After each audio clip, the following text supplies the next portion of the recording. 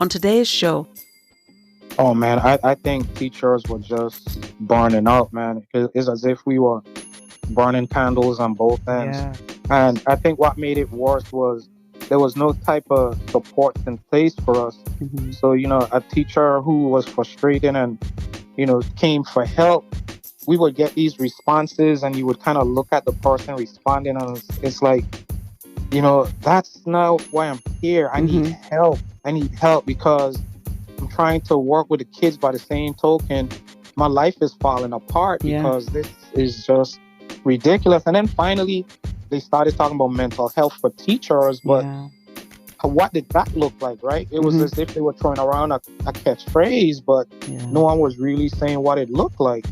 And sometimes it was something as simple as you have this kid that's overly disruptive for hmm whatever reason. yeah, I just need him removed for like 10 minutes, 20 yeah, minutes, whatever it takes, so that I can teach the rest. yeah. Then we'll address the kid later. Welcome to Education Today. I'm your host, Solanke. I spent 15 years in the secondary classroom teaching English, reading, and social studies. I've also been on the other side as a parent of 3 children who have completed the formal schooling years of kindergarten through 12th grade and are now in the college and career stage. Now I'm here to have conversations with teachers, administrators, school staff, students, and parents about all things education. Join me as I cover current topics in education from preschool through to college, career, and beyond.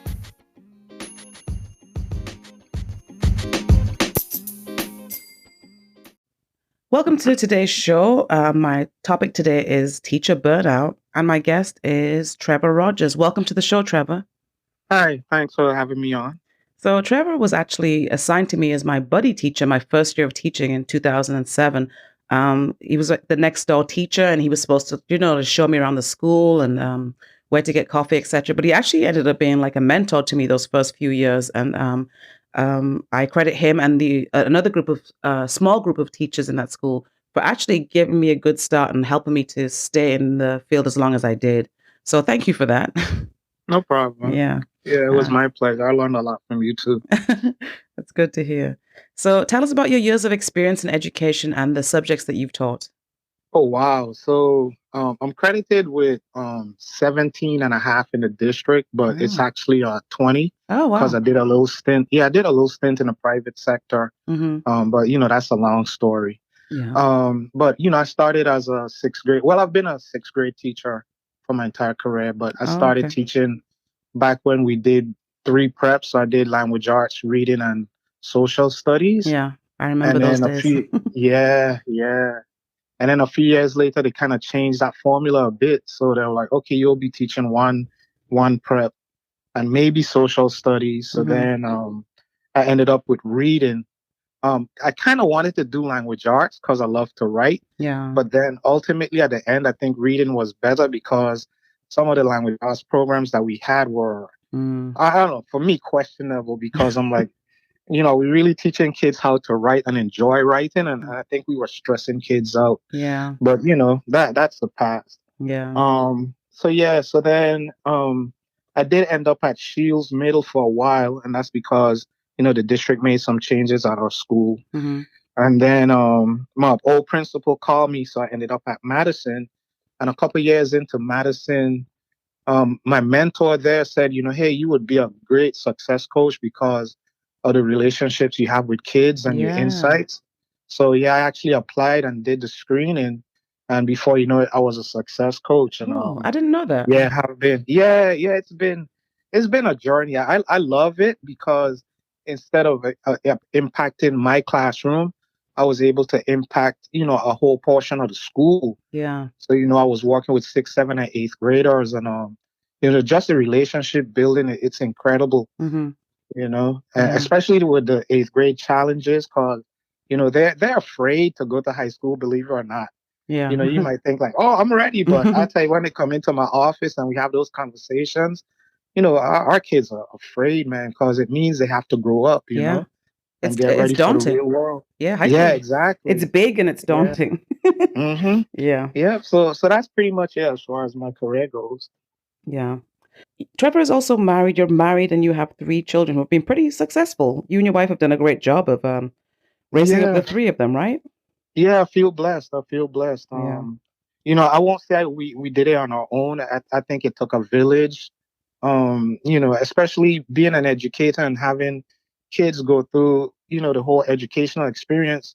I thought my boys lost their minds in middle school. Yes, same. And I'm like, you should be the perfect kid. I'm a middle school teacher and counselor. Like, what's going on? Yeah. So I went through that gauntlet, learned a lot. And I can remember when, my boy said, well, they're going into the military. And back then, we were pushing a lot of kids through college, right? Yes. Like, hey, we gotta get them college ready. Yes. And so I was like, ooh, military, like, whoa, okay. But then I thought about it, the benefits of the military and stuff like that. And I will say, they made that decision Mm-hmm. and I supported them along the way. And they were very successful, are very successful. Yeah. My daughter decided to do the whole IB track. She started middle school. I was worried about her because, IB is so Yes, challenging it is. that a lot of kids don't get time to Mm-hmm. develop socially. Yeah. But every day she would come home and say, so and so dropped out, and some Oh, of them were wow. kids I knew. Yeah. So I'm thinking, oh my gosh, my baby girl might be next. But she stuck through it. We had some family members that said, well, since you're invested in IB, you might as well be a CEO of this organization. And she's like, yeah, she was staring at it for a while. And then finally she's like, my passion is interior design, and that's Oh, what I'm going to wow. do. Yeah, so we supported that. So she ended up at UF. That was her dream. Yeah. I wish she did a green and gold for a minute, but that's all right. Oh, Kids USF. have to, yeah, yeah. Oh, Kids have to choose what's best for them. yeah. Plus, UF has some awesome programs, Yeah. And but for, she's very successful too. Yes. yeah. I'm Hmm. sorry. For a wider audience, UF, University of Florida, Yeah, USF, University of Florida. Yeah, University of South Florida. Go Bulls. yeah, yeah. Yeah. Yeah. Sorry, bad teacher habits with acronyms, right? Yeah. I actually have a bowl right now in my Yeah, in my home. yeah. That's Yes. awesome. Yeah. Yeah.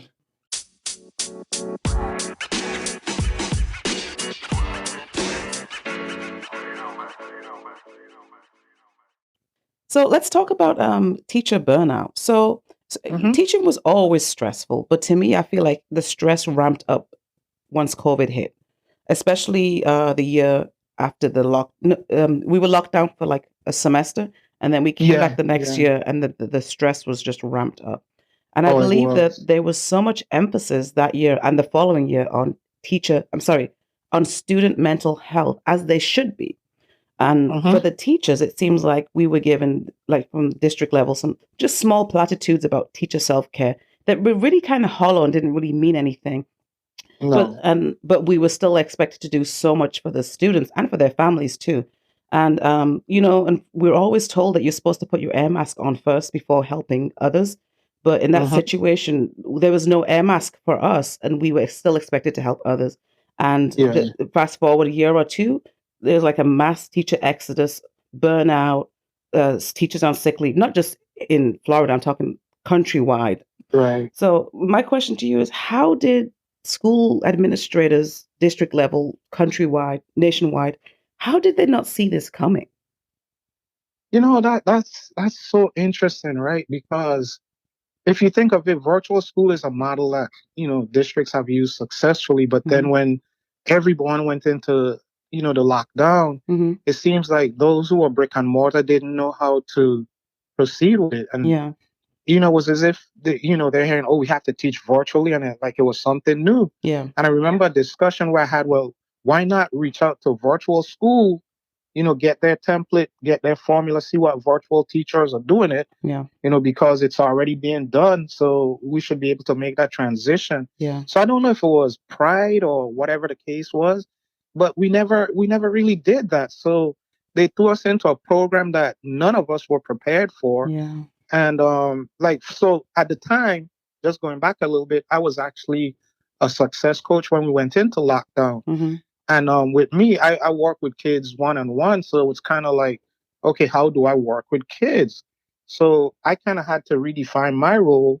So I reach out to teachers and say, hey, look, I'll do teacher support. I'll yeah, come on in your sessions, whatever it takes. hmm, And then, kind of bump heads with an admin a little bit because she felt I wasn't doing enough. So I'm like, okay, tell me what you want me to do. yeah, And then all of a sudden, doing grades and all, this crazy stuff. And I'm Yeah. like, that's not my role. I should Yeah. be taking care of the kids, Mm-hmm. which, to the best of my capacity, I tried. But how do you really talk to a kid over, a text or Yeah. a virtual session Yeah. instead of having them in your office where you could really, work with them? So it was crazy. But at the end of the day, I really think the district's response did not work. Yeah. They just kind of like, okay, here's an issue we're dealing with. Give me a plan A, something. Let's build a board as we go. And they didn't really sit down and Mm-hmm.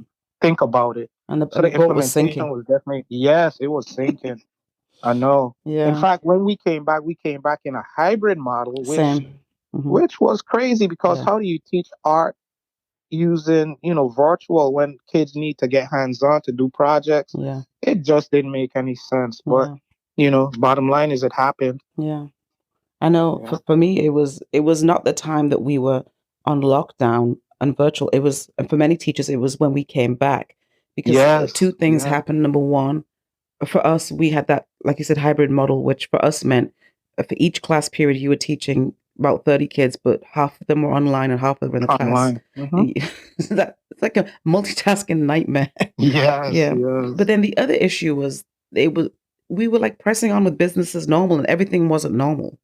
No, it wasn't. Yeah. Especially with those kids who wanted to come brick and mortar, but the parents, because of the fear of COVID, said, well, you're going to stay, on virtual. So they had some challenges that was difficult to address. And then the kids who did come back, I mean, they did an entire semester plus summer break. So it's like, wow, how do I teach this kid? Because, I'm trying to get attention and, he thinks he's behind a screen, Mm-hmm. doing this crazy stuff that just won't work in class. And then as far as teachers, we were being pressured to, like you said, make, pretend like, hey, this is normal, and Mm-hmm. so we ignored a lot of the issues. And by the time, the district realized, hey, we have to address these issues, it was kind of, too late, Yeah. and then we were perceived as enemies by the parents, Yeah. which made it extremely difficult Mm-hmm. because now, we all know it takes a village, and for me to teach a child, I need the parent to buy in. Yeah. But now this parent is looking at me like, you're tormenting my child, and and I'm like, well, miss, it's not me. I'm trying to help, and Mm-hmm. I can't take back what happened, but how can we move forward? Mm-hmm. And it just wasn't happening. Yeah. And that next year after lockdown, the next 2 years, it wasn't even just business as normal. It was like, um, well, the kids have missed out so much. Let's make sure they get caught up. 2 years worth of Yeah. catching up in like 6 weeks. Hmm. It's I like know. it I was so know. much pressure. Oh yeah. Oh yeah. Yeah. And then I don't know what was happening in middle school, but for us, what we noticed was like the next 2 school years after COVID was the kids had changed. They were different. Yeah, they Their were. behaviors. Hmm. So you guys experienced that in middle school too? Yeah, we experienced it in middle school, definitely. Yeah. Hmm. So And again, that the challenge was, okay, I have to get this kid ready for high school, and I can only think what high school teachers are saying when we send those kids, because we do the same thing with the elementary schools. yeah, Like, yeah, oh my God, didn't they see this happening? Like, how am I supposed to? So it was kind of that, like trickle down or trickle up effect in yeah. this case. So Yeah. for you guys, what kinds of attitudes and behaviors were you seeing that was different Oh after my COVID? gosh. I think I'm gonna just call it a high level of disrespect. Yeah. I think some of it had to do with kids being confused. Mm-hmm. Because it was almost coming to brick and mortar was something new for some of them. Yeah. And I'm like, well, you did brick and mortar all your life. You only did virtual for a semester. So where's the disconnect here? Yeah. But I think kids saw a certain freedom and Yes. lack of accountability when they Yeah. were in virtual. Correct. So, because we gave a lot of latitude, Mm-hmm. especially when it came to assignments and checking in and that kind of stuff. It got to a point where some kids wouldn't even log on virtually. So we Mm-hmm. say, okay, log in at least once a week. Let us know that you're here, Yeah. that kind of thing. So yeah, the behaviors were through the roof, Yeah. and it's kind of like, okay, I'm not dealing with the summer thing anymore. I'm dealing with like, how do I get this kid ready to learn? Yeah. And Yeah, and then even interacting with each other socially, Yes. um, that was crazy Yeah. because I think fights went up, and Mm-hmm. I'm probably getting in trouble for this, but the higher ups didn't want to really, recognize it, but kids were, chomping at the bit at each other's Yeah. throats, and a simple comment would be taken out of context, Mm-hmm.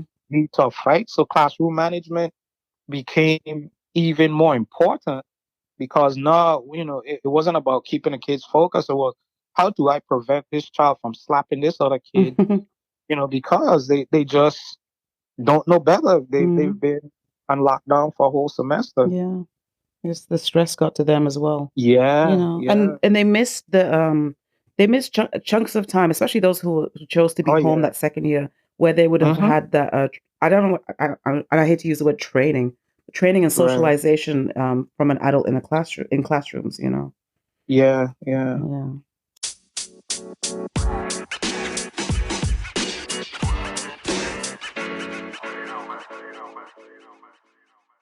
So, so all of this is happening as we come back after lockdown. The admin and district are making decisions that are putting actually more stress on and more work on teachers. Parents are not being supportive.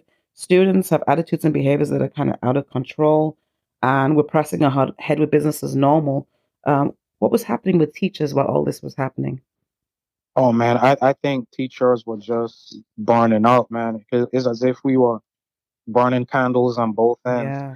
And I think what made it worse was there was no type of supports in place for us. Hmm. So, a teacher who was frustrated and, came for help, we would get these responses and you would kind of look at the person responding and it's like, that's not why I'm here. I need Hmm. help. Yeah. I need help because I'm trying to work with the kids. By the same token, my life is falling apart Yeah. because this is just ridiculous. And then finally, they started talking about mental health for teachers, but Yeah.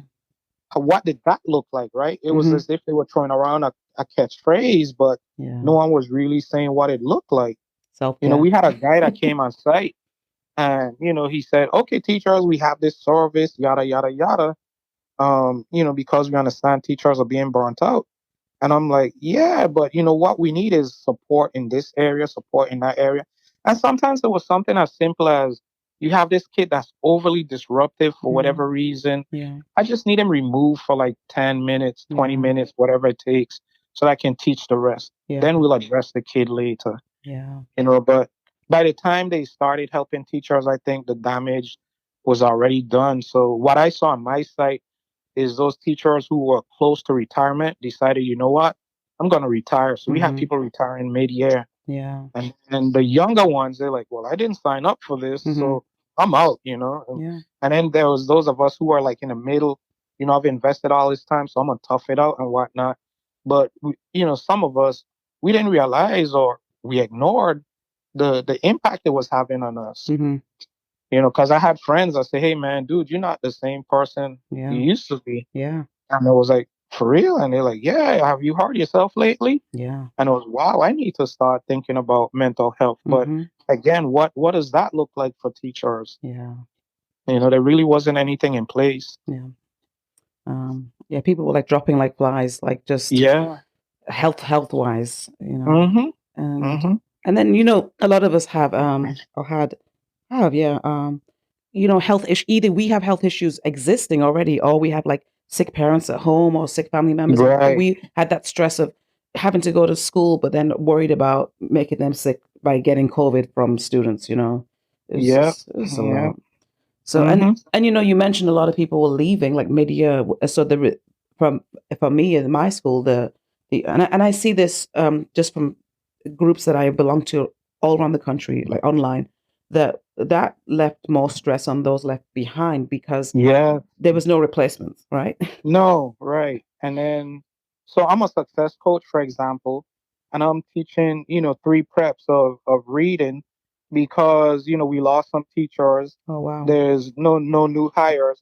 So I'm spending half of the day working with my success kids and then the other half, teaching. Mm-hmm. Last year I taught a whole semester of eighth grade. Oh wow. And it was tough because I'm expected to do my job, Mm-hmm.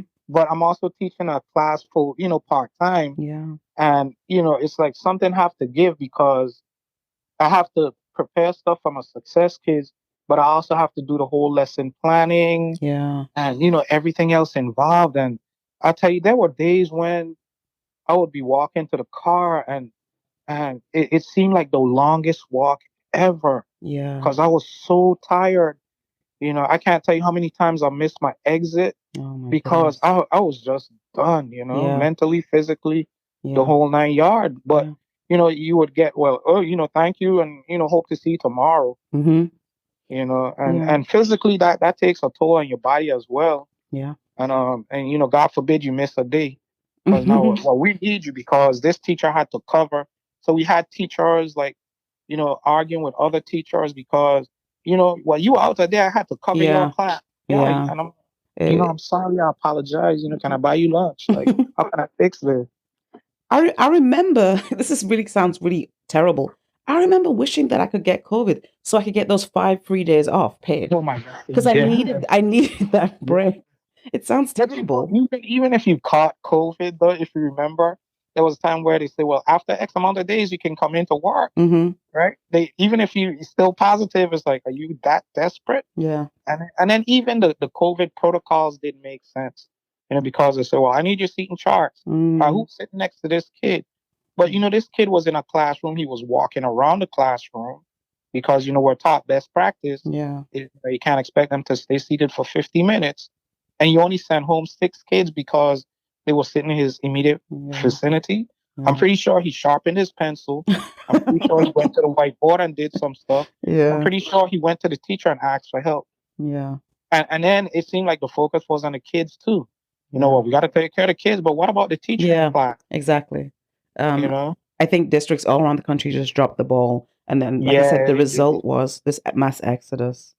Yeah, Yeah. yeah, You yeah. mentioned, when you were having to do 2 jobs, and when my experience was when that was happening, and I saw that also with success coaches and other non-classroom positions at my school. When that was Hmm. happening, was the workload was never divided. So you were literally, so you still had to do 2 full-time jobs within the same space. Exactly. Yeah. Yeah. And then though, for evaluation purposes, you're evaluated with a specific rubric, Mm-hmm. and God forbid you fell short because, okay, I'm supposed to see 100 kids, but I was only able to see 50 Yeah. because I was teaching the other half of the day. Yeah. And then my evaluation was based on me seeing kids, not factoring in, well, this guy covered classes, Mm-hmm. he taught classes for half a semester. Like, let's show some latitude, right? Yeah. But yeah, I'm not even gonna get into that whole discussion, but it was ugly. It was Yeah. ugly. And I heard in elementary school, when teachers were leaving mid-year and there was no replacement, oftentimes what would happen was that teacher's class would get divided and Yeah, added yeah. permanently to other teachers' Oh yeah. classes. Mm-hmm. It's just, Yeah. oh my goodness, it's just, ugh. Yeah, that was a hot mess. Yeah, Classroom Reduction Act went out the door. yeah, So many things went yeah, out the door. It's like, holy crap. yeah, I remember I covered a class and kids were actually sitting on the book cabinets in the back of the room because there was not enough chairs for them. And I'm like, this mm, can't be normal. So I'm counting the chairs, I'm counting the desk, and I'm like, holy crap, I need like 10 more desks. yeah, And then you ask the kids like, hey man, like, has it been like this? And they're like, yeah, our teacher been trying to get desks, but yeah. so I was like, wow, this is crazy. And the But irony, at the end of the day, you have to make gains, right? yeah, the irony is that during COVID, we're supposed to spread out, but we were Mhm. packed in like sardines. Yeah, Yeah, yeah. yeah. You mentioned driving home, and I think you said missing lights or something like that. Yeah, I would miss my exit Yeah, on occasions because, oh wow, I was just so out of it. that reminded me of a teacher who was at my school. She actually quit too. She was teaching AP Hmm. courses. She said, Yeah. one time I heard her saying, at the end of every day, she goes in her car and sits and cries for 10 minutes before she leaves. Yes. Yeah, that was the norm on my side Yes. too, but of course, no one wants to talk about it because you have Mm-hmm. to put on this image, right? Yeah. But yeah, so here again now, mental health, right? What's Yeah. important? Yeah. Who's supporting that teacher that goes to the car and cries every day? Yeah. And my heart went out to, because I had that second year after COVID. No, I'm sorry. That first year after COVID when we were hybrid, I actually had an intern, and I just spent a lot of time apologizing to this poor girl that I'm sorry, this Mhm. isn't how it's supposed to be, and I had Right. some other former Yeah. students who just started, two former students who just started teaching, and I was just apologizing to them like, I'm so Mm-hmm. sorry that this is what your first year is Yeah. like. And Yeah. It's not normal. yeah, one of them didn't last. She was like, I'm out of here. Yeah. But then you look at too, a kid can go to a different career and make so much more money compared to what teachers make. Of So, course. we could bring up the whole discussion about, are we getting fair compensation for the job? And, the quick answer is no. Yeah. When and you think of how many hours teachers actually work off the clock, Oh, yes. because, you can't get done in 15 minutes what they expect you to get You done. cannot. No, it just doesn't work like that. Yeah. But the 1 minute you leave early, oh man, you left early. Great. Can you explain that? Yeah. Like, Yeah. seriously? Yeah.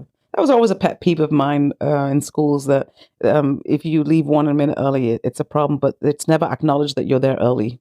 No, they never see that. Yeah, they never see that. Yeah. Oh, yeah.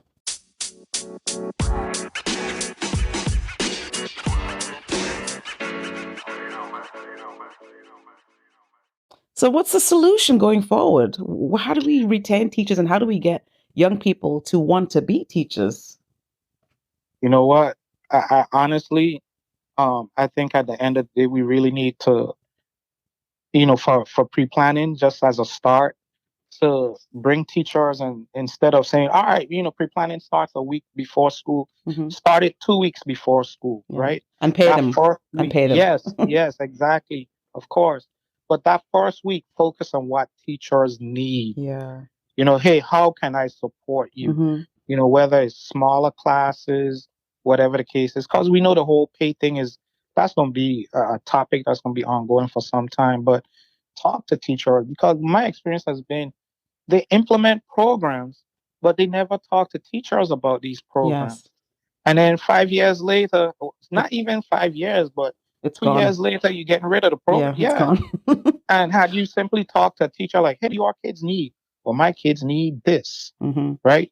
And so yeah, really, if you say you care about the teachers, use some time to focus on what we need, and then that should be the emphasis. Yeah. Before I left, we had a ton of new technology, but no one really had time to train on the new technology. Yeah. So, tech savvy teachers would get it and then learn as they go. So it wasn't an issue for me, because, I embrace technology. But think about that teacher who, I would love to use that, but I can't spend the time to learn it. Yeah. I just don't have the time. And then pre-planning, I only got a week. So I could tell you, like this year, for example, there was many, many classes that started, and the class, as far as classroom environment, wasn't ready because teachers simply didn't have the time to prepare. Yeah. But we really have to they hold us accountable for everything. Yeah. But at the same token, we don't get the support we need. Yeah. And I think that's where it has to begin. What do teachers need? Yeah. So you can, be successful. That needs to be the first discussion. Yeah. So you mentioned some things that you believe the higher up should do for teachers going forward. What advice would you give to new besides telling them to run? Right. What advice would you give to new teachers just starting out as a veteran teacher? Oh man, you put me on the spot, because I was going to say run, but I'm gonna use something that helped me. The first thing is find a mentor teacher, Yes. man. What helped me throughout my career. People say, man, you are awesome, you are good, but my secret was I went to those veteran teachers, and I was just picking their brains, like, Yeah. hey, man, because I did the Harry Wong thing, right? Yeah. And so I'm teaching at Title I school with tons of problems, and I'm using all this Harry Wong stuff, and nothing's working. So I went to a veteran teacher, and I'm like, hey, man, this is what's happened. Teacher said to me, Candy. I'm like, are you kidding me? Like, that goes against everything that I was raised, right? Like, Yeah. you don't reward. He's like, trust me, get a bag of candy. If a kid answers a question, if a kid is So then I start doing things like that, right?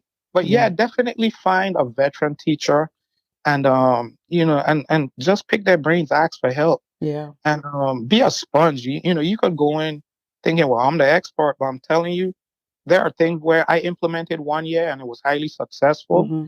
And then the second year with a new group of kids, it was like, Yeah. holy, like Yeah. this worked last year. There are still sixth grade reading kids, but why isn't it working? New group of kids. Yeah, a new group, exactly. Yeah. Different mindset, the whole 9 yards. Yeah. But you definitely have to have a buddy. And the other thing, I say, and it sounds cruel, but focus on your mental health, man. Yes. Focus on, one of the things I adopted, and my mentor taught me this, because he always left the school happy, and I would be like, man, dude, like, and he's been teaching for like 30 plus years, and he said to me, he's like, you know what? If I can't do it in 8 hours, it's not gonna get done. Yes. So I adopted that, and that's when things finally start to fall into place for me, because now, I would come home and I would spend time with family. Yeah. And then, I'll go back to school on the Monday or whatever and, figure it out then. Yeah. But you have to focus on you, because, a former principal once told me, he's like, Rogers, if you, was to pass away today, I promise you they're going to find the next warm body to replace you. True. And I was like, wow, dude, like, that's crazy coming from an admin at that. It's true. But he understood his teachers, though. Yeah. You know what I mean? Working for him, we felt supported. We would do these little things where, we would have these little social events on a Friday. And just those little things, kept us coming back. Yeah. Because we felt appreciated and supported. The kicker for me was a few years ago when a teacher passed away, and it was over the summer. And then when we came back, it wasn't even acknowledged. No. So that for me was like a rude awakening as to how things really are. And it was crazy because, like, when I went back from leave, I went to check out my classroom, and all my technology is gone. Oh, wow. And it was so crazy, right? Because I looked in the room, I'm like, this can't be my room. So I went to the next room down, right? Because I'm like, okay, maybe I'm confused. And I was like, wait, that was my room. So I went into the room and I did not recognize it. Yeah. I was like, wow, like, so they moved on. Oh, yeah. Okay. All right. Yeah. All right. Yeah. Well, that's great advice for new teachers. And to be honest, it's advice that I wish that I had and that I had followed, because people did tell me that, but I didn't really follow it, to put myself and my family first. But that's good advice. Thank you so much for that. And thank you for talking about your experience teaching during COVID and teacher burnout. Trevor Rogers, thank you. Thank you. Thanks for having me.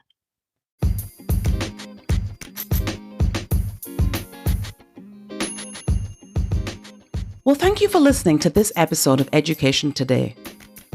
We'll be back next time with more current topics on all things education.